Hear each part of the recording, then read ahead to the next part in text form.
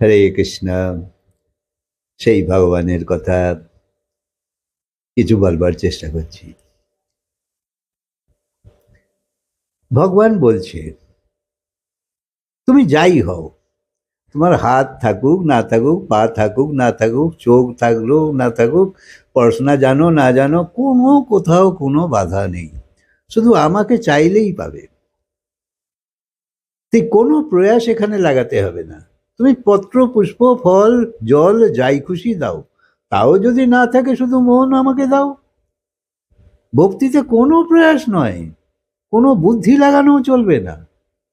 যে কোনো রূপ তোমার ভালো লাগে তাকেই তুমি মানো, তাকেই পুরো স্বাধীনতা তোমায় ভগবান দিয়েছে, যে তাকেই তুমি ভগবান মানো। তোমার নিজের ইচ্ছে মতন মূর্তি বানিয়ে নাও, কোনো ক্ষতি নেই।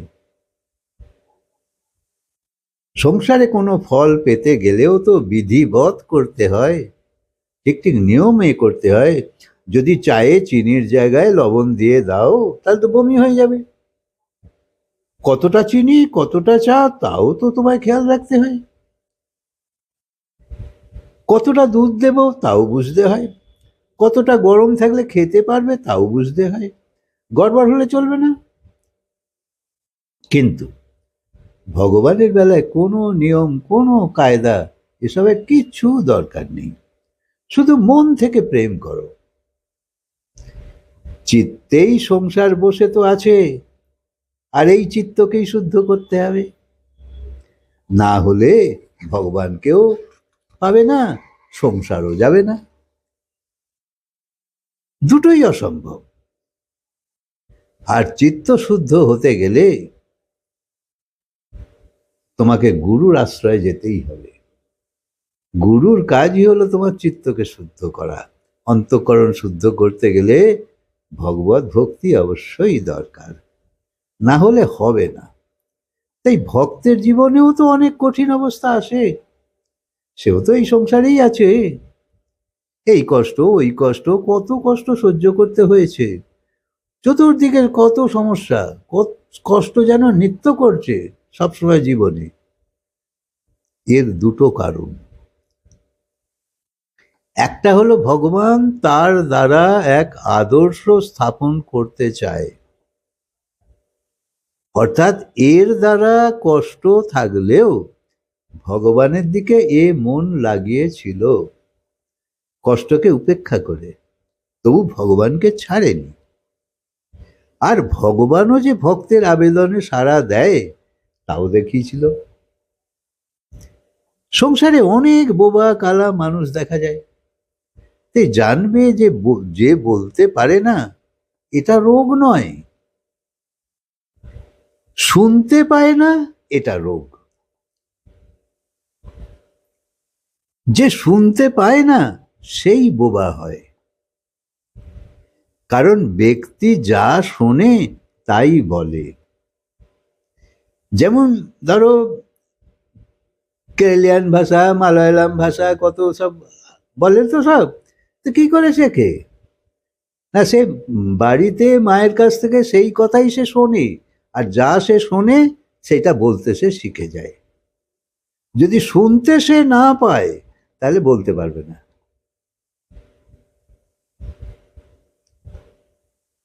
তাই পাঞ্জাবের জন্ম তো পাঞ্জাবি ভাষা শিখে যাচ্ছে, রাশিয়ায় জন্ম তো রাশিয়ান শিখে যাচ্ছে। তো কি করে বলছে? আসলে সে শুনতে পায় যা, তাই বলতে শেখে। কিন্তু যারা বোবা, তাদের মধ্যে কোনো শব্দই যায়নি, তাই বলতেও শেখেনি, বুঝতেও পারে না। তাই সংকেতের মাধ্যমে, ইশারায় তাকে বোঝাতে হয়। মহাপুরুষরা কত কঠিন অবস্থার মধ্যেও ভজন করা ছাড়ে না। যখন মোগল সাম্রাজ্য ছিল তখনও মীরা, নরসিংহ মেহতা এরাও বহু কষ্ট সহ্য করেছে, তবুও এগিয়ে গিয়েছিল। এখন তো আমরা ঘরে বসে সৎসঙ্গ শুনছি, কত পাচ্ছি, মোবাইলে আছে, টিভিতে আছে, কত কথা হয়, তুমি সারাদিন ধরে শোনো না, প্রবচন হচ্ছে। তখনকার দিনে তো কিছুই ছিল না। এবং ভয়ে ভয়ে যদি কেউ বলতো দু একটা কথা, তো তারও তো তখন গর্দান যাবে, এরকম ছিল। পাওয়াই যেত না কথা। তাই চৈতন্য মহাপ্রভু সঙ্গী সাথীরাও মিরপুরে যে ছিল সেখানে মুসলমানদের আধিপত্যই তো ছিল, তা সত্ত্বেও তারা শ্রীকৃষ্ণর আরাধনা করে লোককে জাগাবার চেষ্টাই করেছে, কত কষ্ট সহ্য করেছে। তখন ব্যাপারটা এত সহজ ছিল না। যখন কেউ ভক্তি করা শুরু করে, ভগবানও তার ভক্তি গ্রহণ করবার জন্যে আতুর হয়ে যায়। প্রভু প্রাপ্তিতে যা বাধক তা হলো আমাদের কর্মই। এই জন্মের এবং আগের জন্মের যেসব গলদ কর্ম করেছি সেই সবই ভোগ রূপে জীবনে উপস্থিত হয় আর বাধাও দেয়। তাই কেউ যখন ভক্তি করে, ভগবানও তার প্রারব্ধ নষ্ট করা শুরু করে। কারণ যদি সে প্রারব্ধ ফলই ভোগ করতে থাকে তাহলে ভক্তি করতে পারবে না, সে ভগবান পক্ষপাতিত্ব করে। তখন তার জীবনে বিশেষ রূপে ভোগ আসতে থাকে। মানে যখন কেউ পাপ কর্ম করে তখন তার আগের পুণ্য সামনে আসে, আর যখন সে পুণ্য করছে তো পেছনের জন্মের পাপ কর্ম সামনে আসে। মনে করো একজন মানুষ চাল গমের দোকানে গেছে, তো চাল 10 কেজি কেনবার ছিল, তা নিয়েছে। এবার গম ওজন হচ্ছে, দোকানদার হিসেব করছে, কিন্তু কোনটার হিসেব করছে? তো চালের হিসেব করছে সে, কেননা তা ওজন হয়ে গেছে। আর যা তুলছে এখন সেটার হিসেব পরে হবে। সেই রকম যখন ব্যক্তি পাপ কর্মে লেগে আছে তখন পুণ্য উপস্থিত হয়, তো মনে হবে বেঠিক করছে আর ভালো পাচ্ছে। এটা কেমন? আসলে বেঠিকের ফলও পেতে পরে পাবে, সেখান থেকে তোমার রেহাই নেই।